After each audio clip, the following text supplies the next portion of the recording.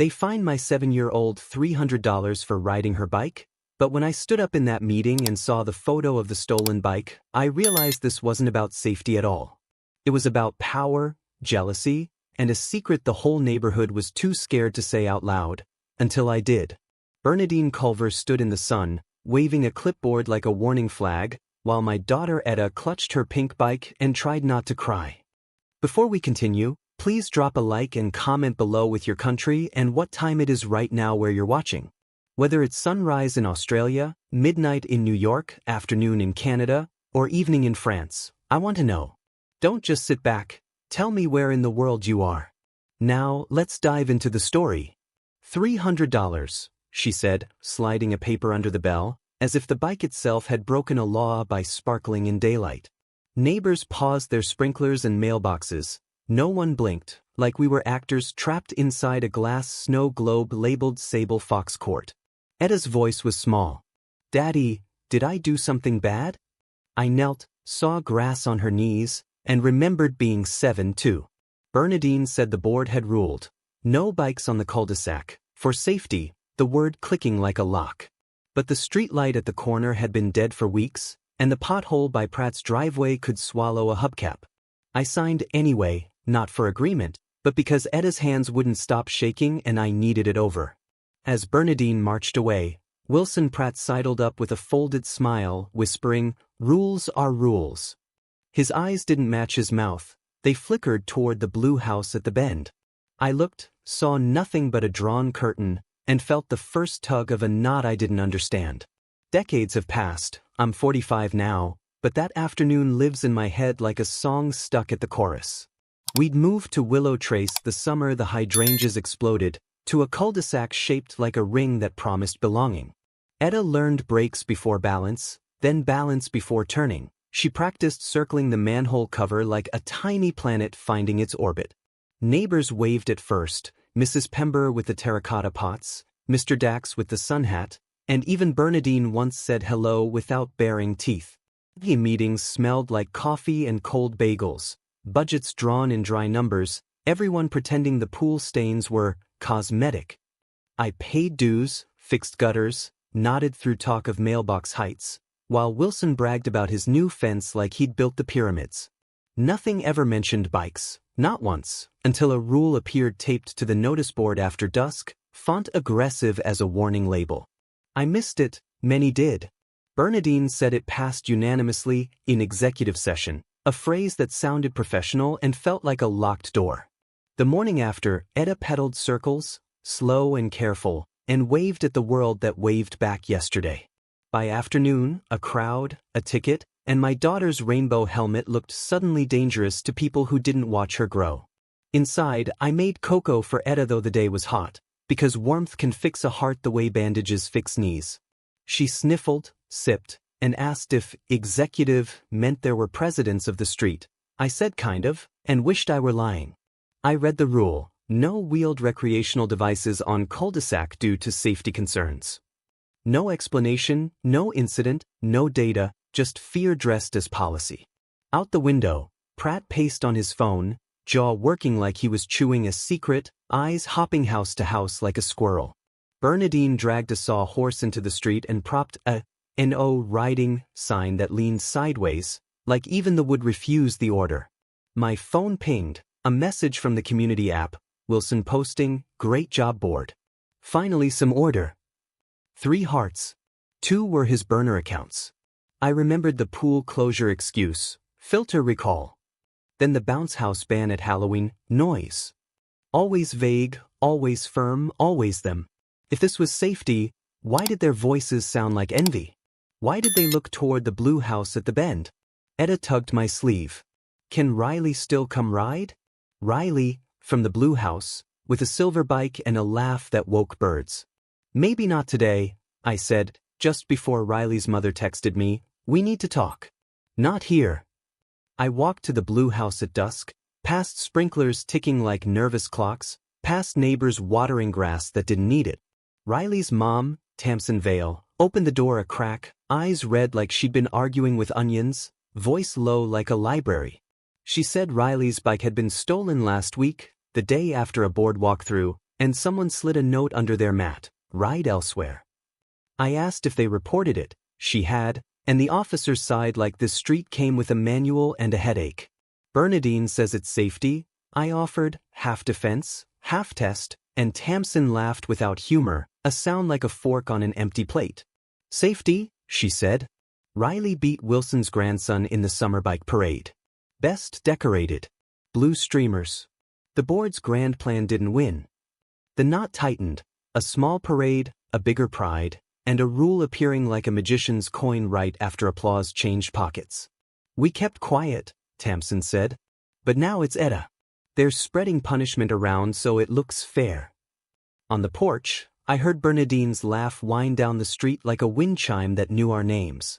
Behind Tamsin, the curtain shifted. Riley waved, small and brave, and I knew who I'd fight for.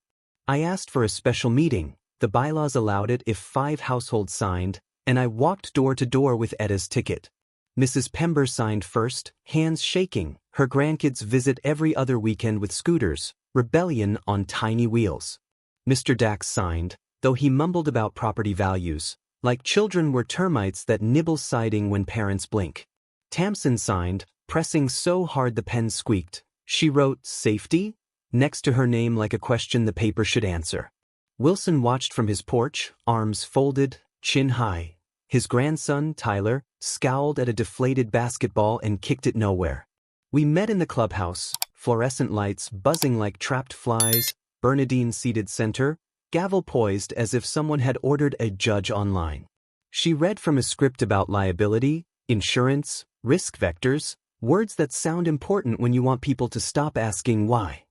I asked for accident reports, near-miss logs, insurance letters, anything besides a hunch wrapped in a rule.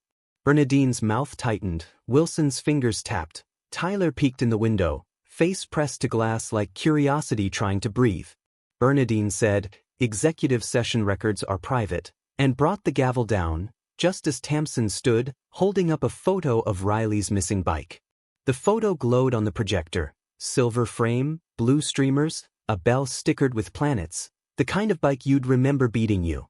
Tamsin said the bike vanished the night Wilson's yard cameras malfunctioned, the only cameras on the street that never miss raccoons or wind. Wilson coughed. Bernadine shuffled papers. The room smelled like toner and panic. I asked again, "What safety event triggered the ban?" Bernadine said, "Patterns of concern," which is what people say when they've got nothing measurable. Mrs. Pember raised a knitted hand. "My granddaughter fell on the sidewalk last year. She got up, smiled, and asked for ice cream." A whisper rippled. Maybe the danger wasn't wheels. Maybe it was winning against the wrong kid in front of the right audience. Wilson snapped. Parade judging was biased. Bernadine hissed, "Not now." But the words flew, and the truth chased them like a tailwind. I laid the $300 ticket on the table. "You find a 7-year-old to hide a grudge," I said, each word heavy enough to dent veneer. Bernadine lifted the gavel again. "Out of order," she said, voice splitting. From the doorway, a slow clap started.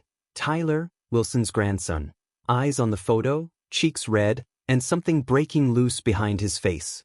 We spilled into the hallway during recess, which is what adults call the moments they hope will save them. Tyler tugged my sleeve, pulled me aside near the vending machine that eats quarters, voice soft like a confession to a dog. He said his granddad was mad about the parade, said, "We don't lose on our street," said Bernadine promised, structure, which here meant revenge wearing a lanyard. "The bike?" I asked, careful. Tyler shook his head hard. "He didn't take it," he said, but he said maybe if there weren't bikes, Riley wouldn't act superior. Kids know when grown-ups turn storms into umbrellas. They duck anyway. I thanked Tyler, promised nothing obvious, and watched him walk back to a world where love and pressure wear similar shoes. Back inside, I asked for a vote to suspend the rule until real data appeared. Neighbors shifted, courage like a seed remembering sunlight. Bernadine refused the vote. "Procedurally inappropriate," she said, the favorite phrase of people losing the room. Wilson stood to leave, but Tamsin blocked the door with her photo, a blue flag. "Not until we hear why executive session discussed a children's parade," she said, and the hallway fell very, very still. When cornered, bullies look for fire alarms. Bernadine reached for policy again, but Mr. Dax surprised everyone by wheeling in a box labeled 2023 minutes. Public records, he said. I keep copies.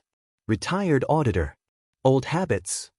Inside, agendas and notes, coffee rings blooming like guilty halos, buried near the bottom. Item 7B, event optics and neighborhood branding. Not safety. Not accidents. Optics. Branding. The parade had embarrassed the board's chosen winners. Kids had voted with cheers, not ballots. Bernadine lunged for the folder. I slid it to Tamsin. Pages flipped like a deck of cards dealing out motives. Wilson muttered about tone, about respect, about who decides what excellence looks like on Sable Fox Court. I said, excellence looks like children riding bikes without adults turning joy into politics. The room picked a side. You could feel it, like a boat tilting when everyone shifts to see dolphins. I held up Etta's ticket. Rescind this. Rescind the ban. Apologize to the kids. Bernadine stared past me, through the window, toward the cul-de-sac where a "No riding" sign leaned like it wanted to fall. We gathered outside. Evening light made everything honest. Even the pothole looked sincere about being a pothole. Etta stood beside Riley, hands on handlebars, waiting for the adults to decide if childhood required permission slips. Bernadine announced a temporary stay, words wobbling as neighbors started clapping before she finished. Wilson folded into himself, the way proud men do when they remember they were boys once, and losing didn't pull the sky down. Tyler asked if he could ride too. Wilson nodded, then looked at me like an apology trying to grow legs. I said, go, and the kids pushed off, circling the manhole like planets again, blue streamers and rainbow helmet orbiting something larger than rules. Neighbors who never waved. Mrs. Pember filmed, Mr. Dax cried, and pretended it was allergies. Joy is contagious when permission stops blocking the door. Bernadine stood alone, gavel hanging at her side like a broken wand. Power without applause is just wood. Etta yelled, "Watch me, Daddy," and drew a figure 8 in the warm air, crossing her fear with her courage, letting them shake hands. The sign fell over with a soft clack, and no one rushed to lift it. A week later, a letter arrived, rule rescinded, fine voided, apology issued, to affected parties, language stiff as cardboard, but Etta stuck it to the fridge anyway. Riley's bike turned up 2 streets over, abandoned behind a hedge, chain dusty, bell still singing planets. No cameras malfunctioned that day. At the next meeting, we voted for new bylaws. No secret sessions on children's events, data required for safety claims, sunlight required everywhere else. Bernadine resigned, citing health, which might have meant her pulse quickened around accountability. Wilson stepped back from committees and started waving first.